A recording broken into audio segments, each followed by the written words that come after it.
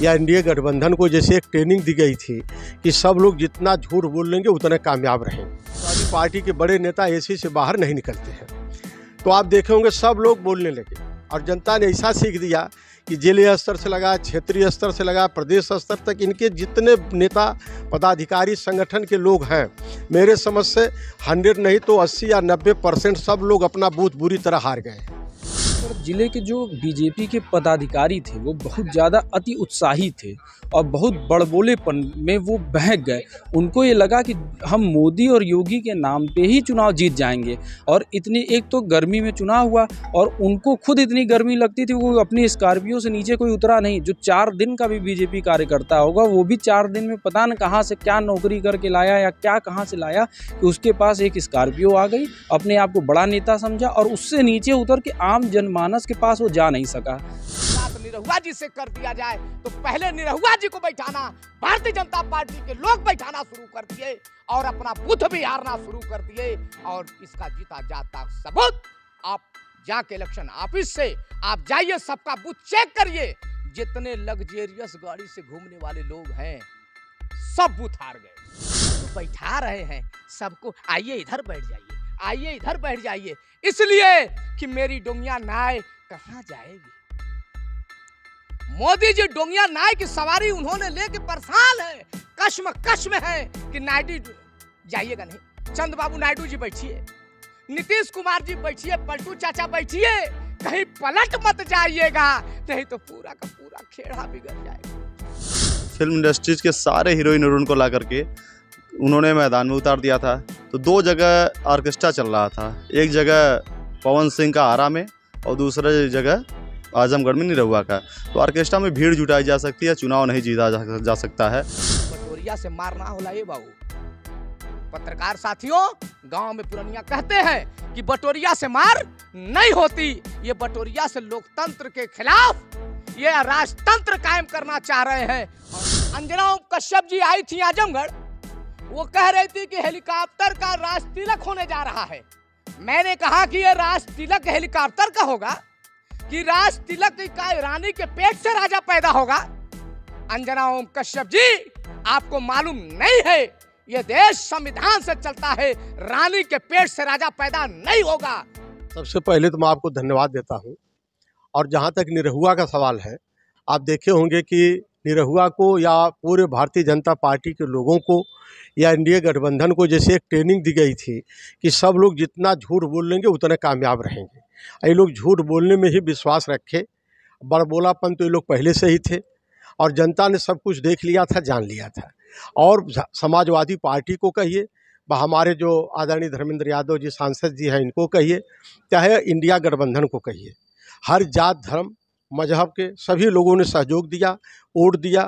कहीं न कहीं से हर लोगों का आशीर्वाद पूरे पार्टी के काम आया, जिसको आप देखे होंगे कि जितनी सीटें निकली हैं उससे ज़्यादा और सीट निकल रही थी, लेकिन कहीं न कहीं उसको कहीं डिस्टर्ब किया गया, जिसको पूरा जनता जान गई है।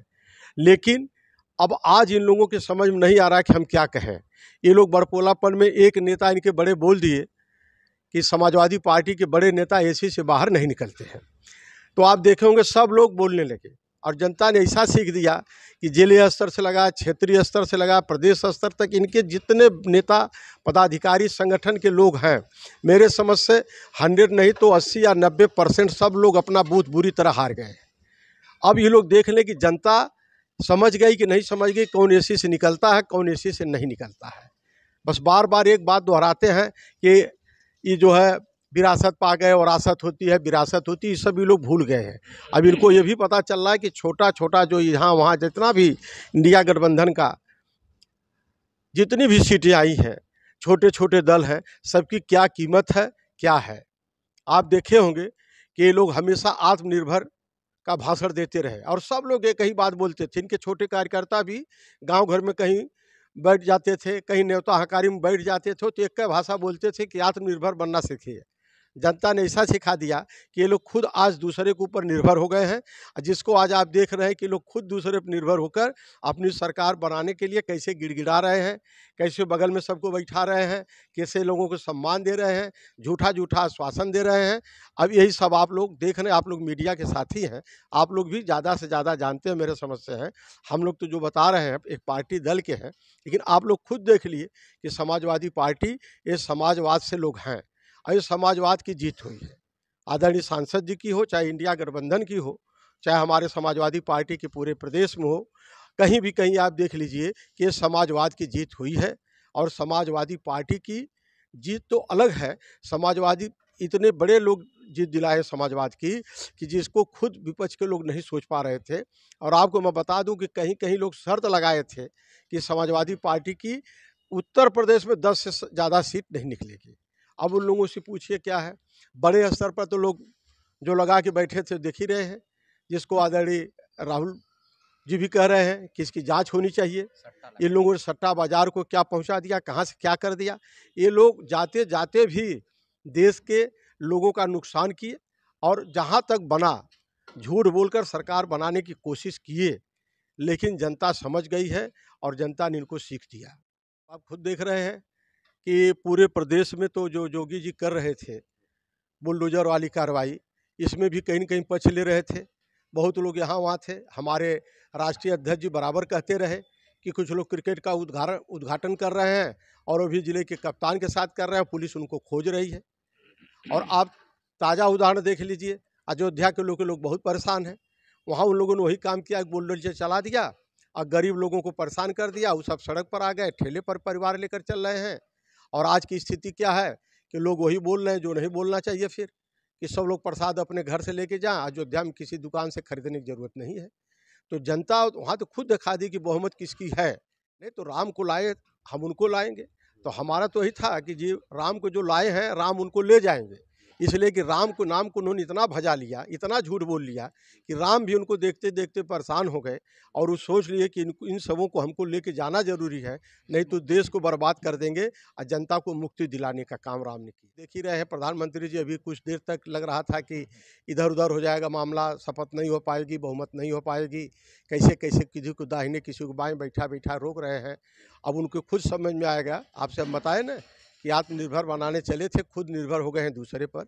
अभी देखिए कब तक चलते हैं। अच्छा, काउंटिंग के दिन निरहुआ आए नहीं, बूथ पे गए जहाँ पे काउंटिंग हो रही थी, काउंटिंग सेंटर पे वहाँ पे भी नहीं गए, तो क्या उनको निरहुआ वोट के दिन ही जान गया।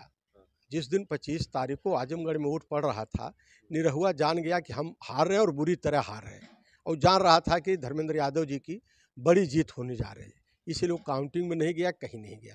और हम लोगों ने जनता के बारे में हर तरीके से आभास कर लिया था, जिसके लिए आप देखे होंगे कि समाजवादी पार्टी के जितने भी इंडिया गठबंधन के जितने भी एजेंट थे, सब लोग उत्साह के साथ साथ गए और साथ रहे पूरे दिन सांसद जी के साथ, अकाउंटिंग करा के तब बाहर निकले। नहीं बोल रहे थे ठीक है, लेकिन उनको विश्वास कहीं न कहीं कुछ और था। वो आप सही कह रहे हैं, लेकिन कहीं न कहीं उनको विश्वास था अपने घपलेबाजी पर। लेकिन ये आजमगढ़ है, ये कुछ होने नहीं देगा। और इस तरह से घपलाबाजी ये कहीं प्रदेश में नहीं कर पाएंगे, उत्तर प्रदेश में जहां हमारे समाजवादी साथी हैं। और आजमगढ़ में तो बहुत एकदम आश्चर्य है कि घपलाबाजी कर ले। हीरो हीरोइन तो अब जो काम आया आप देखे ही। और हीरो हीरोइन की स्थिति क्या थी कि ये लोग अपना जो निकाले थे रोड शो को बीच में छोड़ के भाग गए। और सांसद जी के, आदरणीय धर्मेंद्र यादव जी के रोड शो को ये लोगों ने देख कर और रोड शो उसी दिन निकाला। और स्थिति हुई कि 10 कदम जाते जाते इनका रोड शो फ्लॉप हो गया और ये लोग भाग गए। और इनको जितने हीरो हीरोइन आए थे वो लोग गाड़ी से उतर गए खुद अपनी भागने जान बचाने। निरहुआ जी का बड़बोलापन, इनके आजमगढ़ के नेता जो भी अपने को कहते हैं कि हम भारतीय जनता पार्टी के वरिष्ठ नेता हैं, ये लोग गाड़ी से रोड से नीचे गांव को देखने का काम नहीं किया और सिर्फ जुमलेबाजी से, जैसे बादशाह जुमला दिखा रहा है उसी तरीके से कार्यकर्ता भी जुमला फेंक रहे थे। तो जुमला फेंकना और निरहुआ जी का बड़बोलापन और साथ साथ बूथ के लोगों से न मिलना, सेक्टर प्रभारियों से संपर्क न बनना और इनके नेताओं की मिली भगत से निरहुआ जी को सब लोग मिल के हराने के लिए लग गए थे।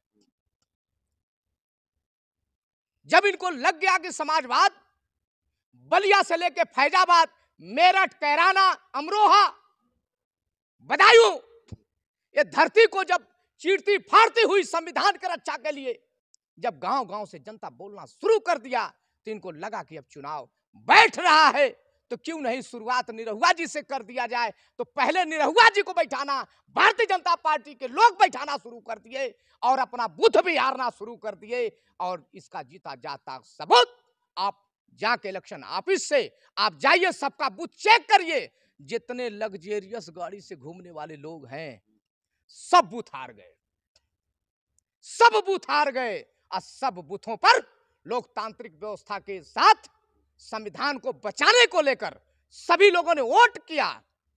वो जाति मजहब के आधार पे नहीं, लोकतांत्रिक व्यवस्था के, लोकतंत्र को बचाने के लिए, संविधान को बचाने के लिए, अग्निवीर जैसी योजना को खत्म करने के लिए और बुलडोजर से बचने के लिए जनता ने वोट किया।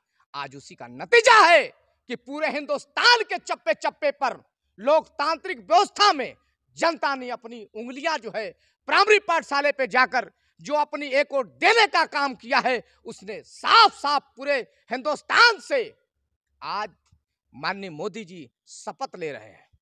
आज पता चल रहा है कि परिवार को एकत्रित कैसे किया जाता है। इसके पहले कहीं राम के नाम पर, कहीं रहमान के नाम पे, कहीं कुछ के नाम पे, कहीं धारा 370 के नाम पे जनता को गुमराह करने का काम भारतीय जनता पार्टी के लोगों ने किया। और गुमराह करके 10 साल जो हुकूमत किया है, उसके अपेक्षा इस बार जो शपथ ले रहे हैं, इनके नाक के बाल हो जाएंगे जो इनके गठबंधन के साथी हैं। आज बगल में बैठा रहे हैं सबको, आइए इधर बैठ जाइए, आइए इधर बैठ जाइए, इसलिए कि मेरी डोंगिया नाय कहां जाएगी।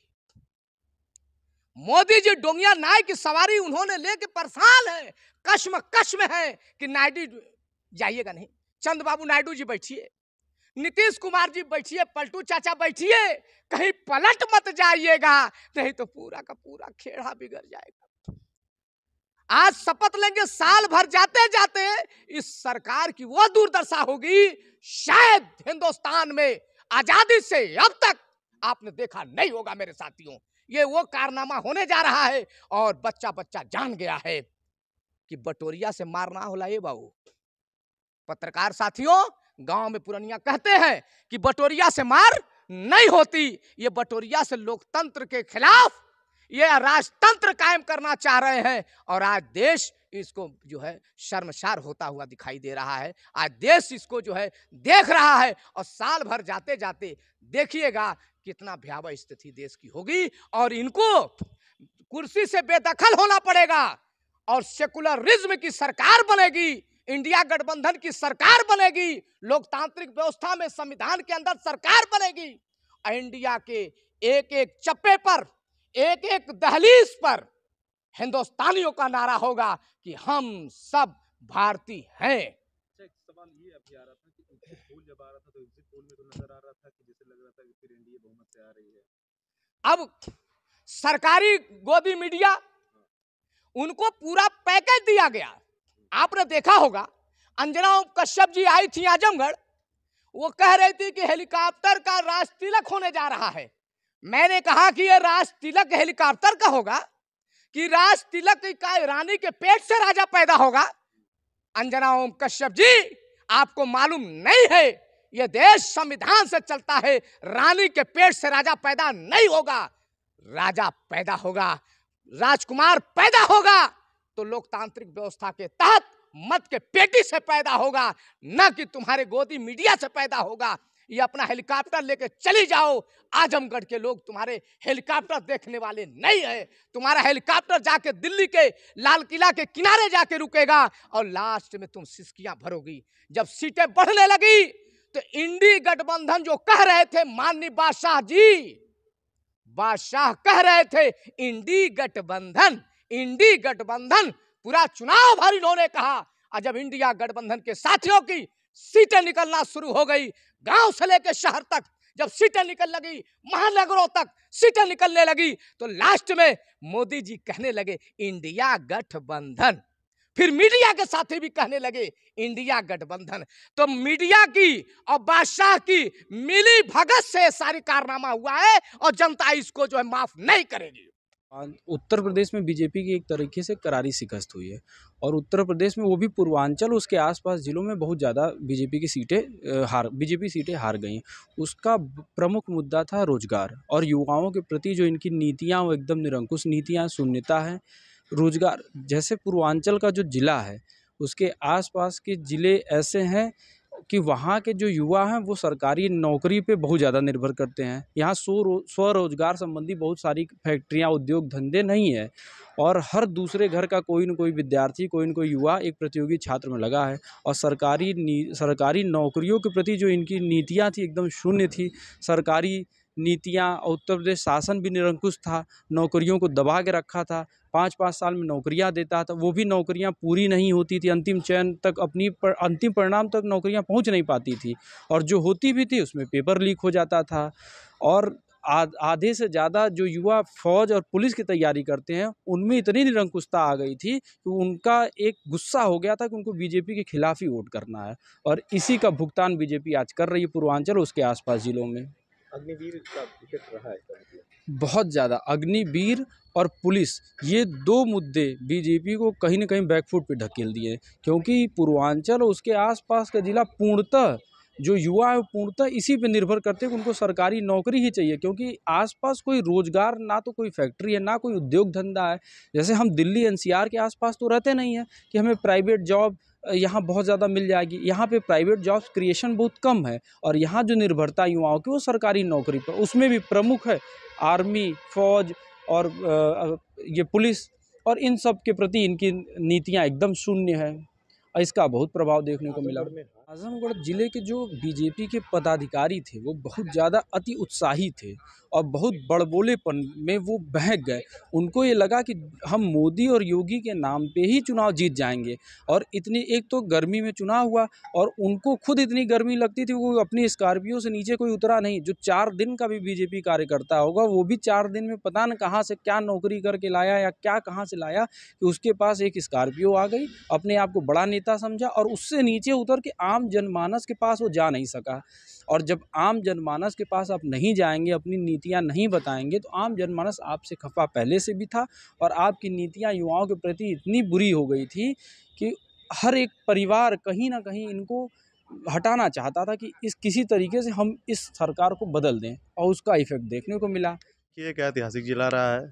यहाँ इतने सांसद, इतने विधायक हुए हैं जिनका आज इतिहास में नाम रहा है, चाहे बाबू विश्राम जी रहे हों, चाहे कई तरह के, चाहे यहाँ मुलायम सिंह यादव जी सांसद रहे हों या और बड़े बड़े नाम यहाँ सांसद रहे हैं, उनके आगे निरहुआ की कोई बिशात नहीं थी। और एक एक्सीडेंटल जीत आई थी उपचुनाव में जो वो जीत करके चले गए थे गलती से और हमारे कार्यकर्ता उस समय समझ नहीं पाए। बाकी इस बार लड़ने जब आए तो उनकी हार पहले से तय हो गई थी। वो अपने हार मान करके मैदान छोड़कर भाग रहे थे, गैर जनपदों में जाकर के अपना चुनाव छोड़ करके प्रचार कर रहे थे। और देखे होंगे आपकी फिल्म इंडस्ट्रीज़ के सारे हीरोइन हीरोइन को ला करके उन्होंने मैदान में उतार दिया था। तो 2 जगह ऑर्केस्ट्रा चल रहा था, एक जगह पवन सिंह का आरा में और दूसरी जगह आजमगढ़ में निरहुआ का। तो ऑर्केस्ट्रा में भीड़ जुटाई जा सकती है, चुनाव नहीं जीता जा सकता है। और इस जो भी हीरो हीरोइन आए थे वो सिर्फ प्रदर्शन करने के लिए आए थे। वो स्क्रिप्ट की लिखी हुई राजनीति नहीं करनी चाहिए और न कर पाएंगे। स्क्रिप्ट में पिक्चर लिखी जाती है जो आप कर सकते हैं भली बात। और देखे होंगे चुनाव हारते ही जो लोग इनके कार्यकर्ता, नेता, जो कि इनके मुख्यमंत्री जी भी कहते हैं कि दलाली के सिवा कुछ नहीं कर सकते, और ये इनकी गाड़ियों की किस्त नहीं जमा हुई। फाइनेंस में मेरे भी लोग, मैं भी जानता हूँ आजमगढ़ के लोगों में कई विभागों में फाइनेंस के लड़के हैं जिनसे इनकी गाड़ियों की किस्त न जमा पाई और गाड़ियाँ खिंचा करके जा कर के स्टोर रूम में खड़ी हो गई हैं। इनकी हालत बड़ी ख़राब है इस समय। और देखते हैं आगे तक भाजपा क्या करती है। आजमगढ़ ज़िले में, ये ऐतिहासिक ज़िले में समाजवादी विचारधारा का झंडा हमेशा गड़ा था और हमेशा गड़ा रहेगा।